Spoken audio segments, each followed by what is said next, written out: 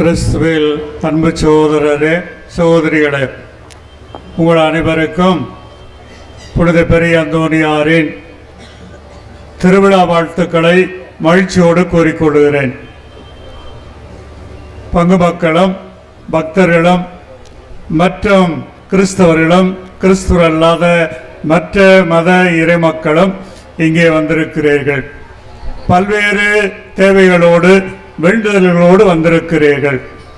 புனித பெரிய அந்தோனியார் வழியாக நாம் அவற்றை பெற முடியும் என்ற நம்பிக்கையோடு வந்திருக்கிறீர்கள்.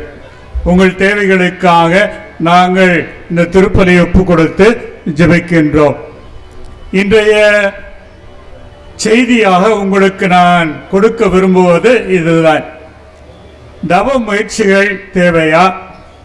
அவற்றின் வழியாக நாம் எத்தகைய நன்மை அடையலாம் என்பதை பற்றி.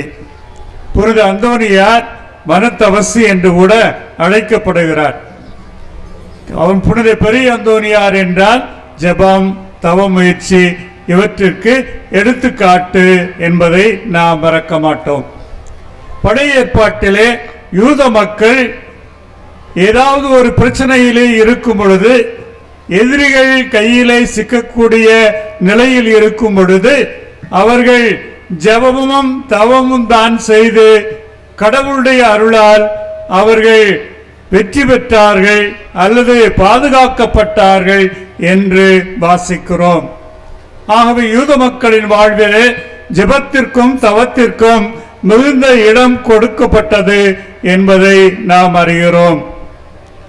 அரசி எஸ்தர் அவர்கள் இஸ்ராயல் மக்களை, யூத மக்களை காப்பாற்ற வேண்டிய ஒரு சூழ்நிலை ஏற்பட்டது. அவ்வாறு படைத்தளபதியானவர் அந்த யூத மக்களை எல்லாம் அழிப்பதற்கான திட்டத்தை தீட்டியிருந்தார். ஆகவே அரசனிடம் சென்று தம் மக்களை காப்பாற்ற அவர் அழைக்கப்பட்டார்.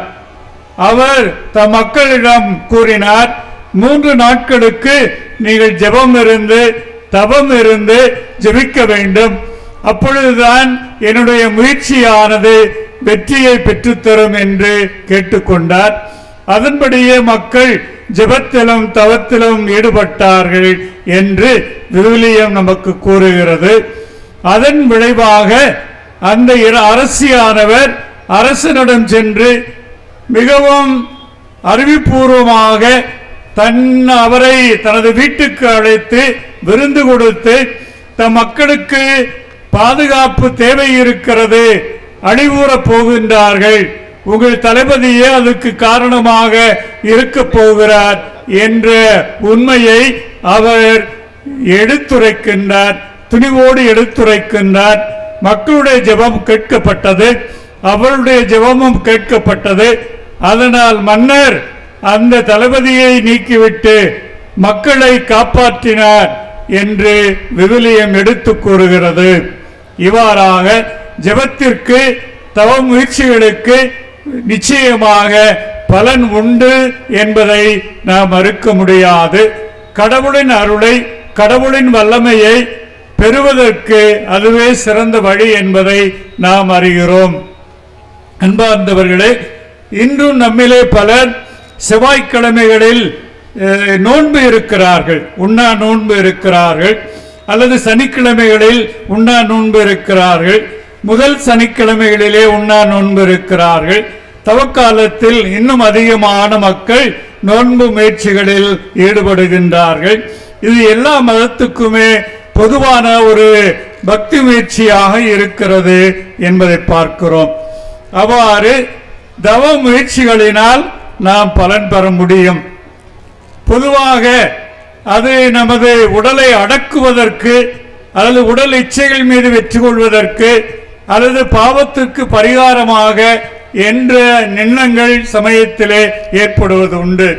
அதற்கு மாறாக இந்த தவ முயற்சிகள் நமக்கு ஆன்மீக பலனை பெற்றுத்தரும்.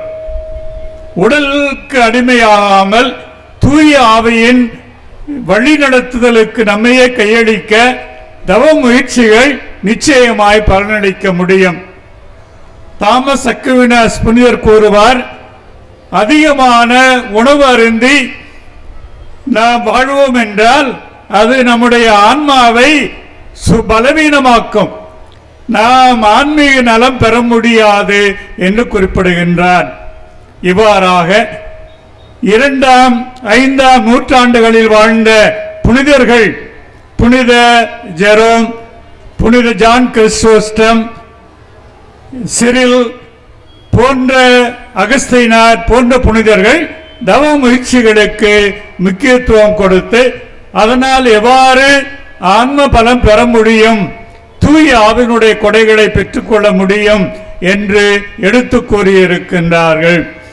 ஆகவே நம்மை அதிகமாக வருத்தி கொள்ளாமல், நம்முடைய வேலைகள் பாதிக்காமல் முடிந்த அளவு இந்த நோன்பு முயற்சிகளில் ஈடுபடுவது பயனளிக்கும் என்பதிலே கருத்து வேறுபாடு இருக்க முடியாது. அன்பார்ந்தவர்களே, இவ்வாறு நாம் நோன்பு இருப்பது மக்களுக்கு பயனளிக்க வேண்டும். புனித அகஸ்தீனார் கூறுவார், நம்முடைய ஜெபம் விண்ணகம் நோக்கி எழ வேண்டும் என்றால், பறக்க வேண்டும் என்றால் 2 இறக்கைகள் தேவை. ஒன்று தபம், 2வது உதவி செய்தல், ஏழைகளுக்கு உதவி செய்தல். இவை 2ம் இருந்தால் நம்முடைய ஜெபம் விண்ணகம் நோக்கி எழுந்து பறந்து செல்லும் என்று அவர் குறிப்பிடுகின்றார்.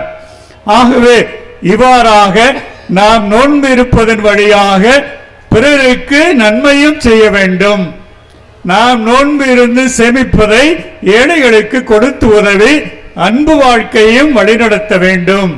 நோன்பு முயற்சிகள் இவ்வாறு ஆன்மீக நலனை தரக்கூடியதாக, பிறர் அன்புக்கு வழிநடத்தக்கூடியதாக அமைய முடியும் என்பதை பார்க்கிறோம். தவக்காலத்திலே நோன்பிருந்து நீங்கள் கொடுக்கின்ற காணிக்கையை நான் பசி பிணிக்காக காரித்தாஸ் இந்தியா நிறுவனம், நம்முடைய நிறுவனம், திருச்சபை நிறுவனம், அதன் வழியாக நாம் ஏழைகளுக்கு மருத்துவ உதவியும் மற்ற உதவிகளையும் செய்கிறோம். இவ்வாறாக அவ்வாறு நாம் நோன்பிருப்பதன் வழியாக நாம் பிறரன்பு கொண்டவர்களாக மாறுவதற்கு வாய்ப்பும் வழியும் இருக்கிறது என்பதை பார்க்கிறோம். ஆகவே அன்பு சகோதரரே, சகோதரிகளே, இவ்வாறு மனத்தவசி என்று அழைக்கப்படும் நமது பெரிய அந்தோனியார் இவ்வாறு தவ முயற்சிகளினால் நாம் பலன் பெற முடியும், ஆன்மீக பலன் பெற முடியும் என்பதை அவர் எடுத்து காட்டுகின்றார். அவரை பின்பற்றுவோம். அதனால் கடவுளுடைய வல்லமையை நாம் காண முடியும், நாம் வெற்றியை காண முடியும், பல ஆன்மீக நலன்களை பெற்றுக்கொள்ள முடியும், பிறர் அன்பிலே வாழற அது வழிநடத்த முடியும் என்று அறிந்தவர்களாக அவ்வாறு நம்மால் முடிந்த அளவு நம்முடைய சக்திக்கு ஏற்ப நோன்பு முயற்சிகளிலும் ஈடுபடுவோம். சிறப்பாக இன்று நோன்பு முயற்சிகள் என்று சொல்லும் பொழுது நம் அன்றாட வாழ்வில் வரக்கூடிய துன்பங்கள், இடர்பாடுகள் இவற்றை சந்தித்து கடவுளுக்கு ஒப்பு கொடுப்பதே நோன்பு முயற்சி தான் என்று சொல்லுவார்கள். அதிலும் உண்மை இருக்கிறது. ஆகவே இவ்வாறாக நோன்பு முயற்சிகளை நாம் மேற்கொண்டு ஆன்மீக பலம் பெற ஆவியின் வழிநடத்துதலிலே நம்முடைய வாழ்வை அமைத்துக் கொள்ள இறையாசர் கேட்டு புனித பெரிய அந்தோனியார் வழியாக ஜெபிப்போம்.